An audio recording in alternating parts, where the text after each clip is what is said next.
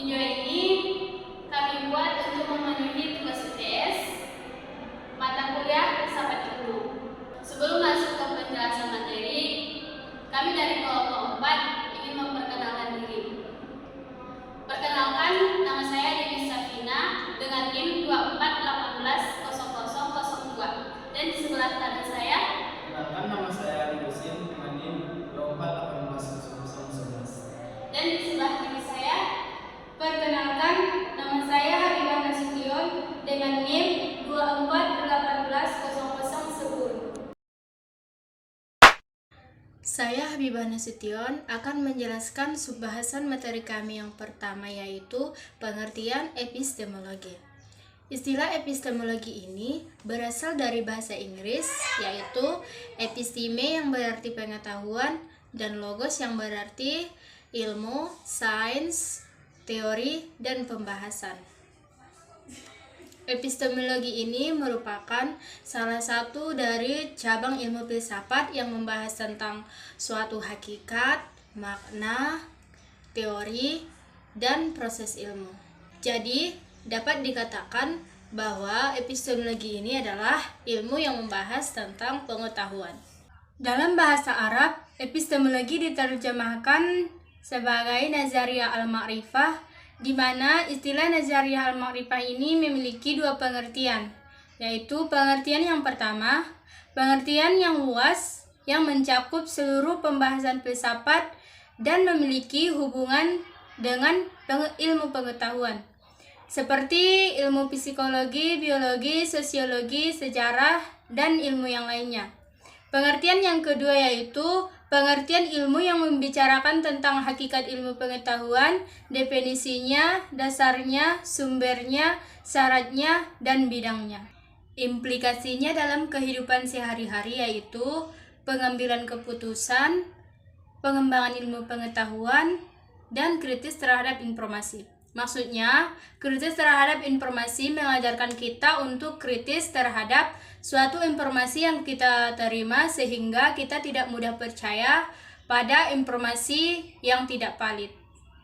Sekian penjelasan dari saya ucapkan terima kasih.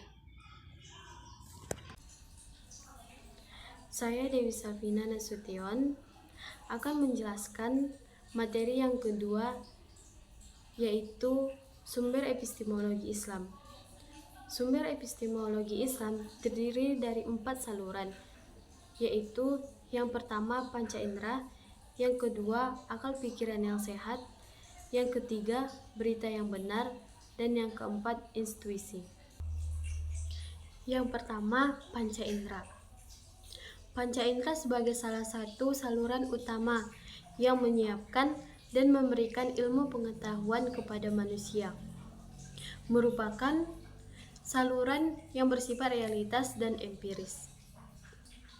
Saluran panca indera ini merupakan indrawi luaran yang memberikan pengetahuan tentang alam sekitar manusia.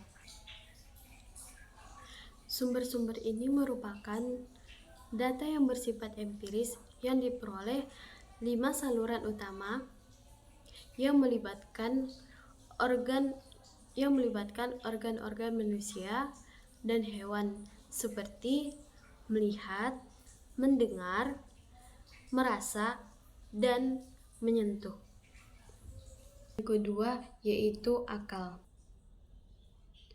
Berkaitan dengan kedudukan akal sebagai sumber epistemologi, Islam mengakui kedudukan akal berdasarkan kepada batasan yang mampu dicapai olehnya.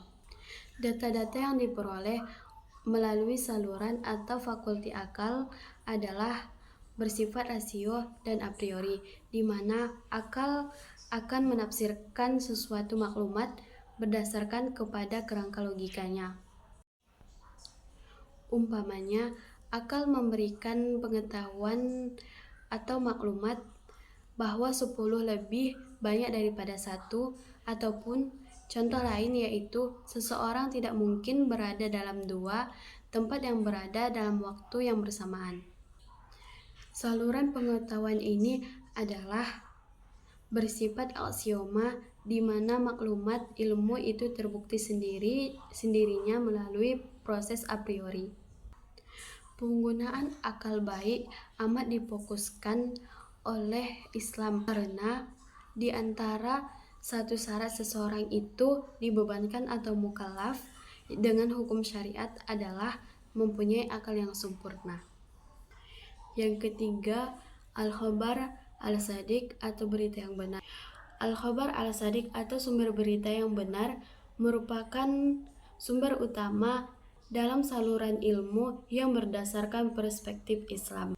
Sumber utama ini terdiri dari dua jenis, yaitu sumber yang berlandaskan wahyu atau Al-Quran dan sumber-sumber mutawatir.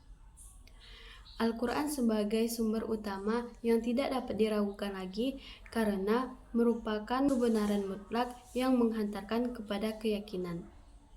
Dalam surah Al-Alaq jelas menunjukkan bahwa sumber segala ilmu adalah dari Allah, karena Allah lah yang mengajarkan kepada manusia yang tidak diketahui oleh manusia.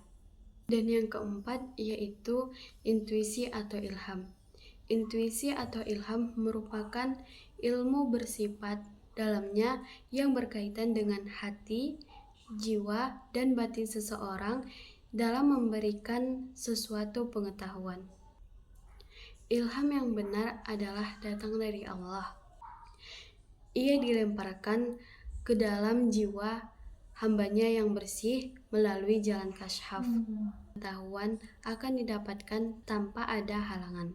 Berdasarkan asas ini, maka dapat disimpulkan bahwa ilham merupakan salah satu sumber utama untuk mendapatkan ilmu pengetahuan dan kebenaran yang telah didapatkan oleh mayoritas umat Islam.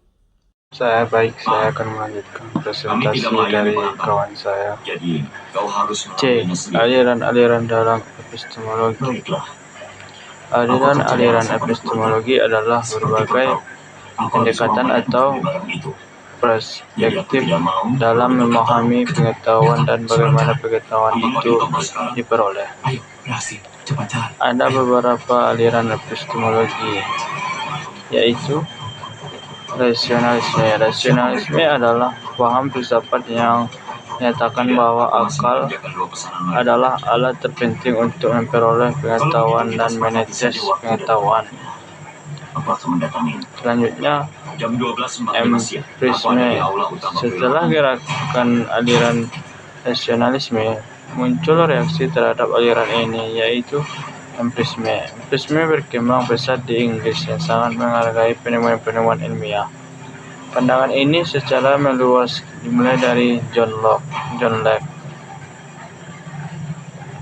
Selanjutnya, skeptisme. Skeptisme adalah satu-satunya aliran yang secara radikal dan fundamental tidak mengakui adanya kepastian dan kebenaran, atau sekurang-kurangnya menyaksikan secara fundamental kemampuan pikiran manusia. Selanjutnya, intuisionisme. Intuisionalisme adalah suatu aliran atau paham yang menganggap bahwa intuisi atau naluri perasaan adalah sumber pengetahuan dan kebenaran. Selanjutnya, positivisme. Tokoh aliran ini adalah Auguste Comte pada tahun 1798 sampai 1857. Ia menganut paham empirisme. Ia berpendapat bahwa indera itu sangat penting dalam memperoleh pengetahuan. Selanjutnya, pragmatisme. Pragmatisme tidak mempersoalkan apa hakikat pengetahuan, tetapi menanyakan apa gunanya pengetahuan. Daya pengetahuan hendaklah dipandang sebagai sarana bagi perbuatan.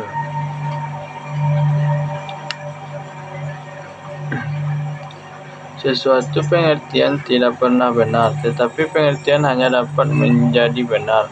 Ukuran kebenaran hendaknya dicari dalam tingkatan beberapa jauh manusia sebagai pribadi dan secara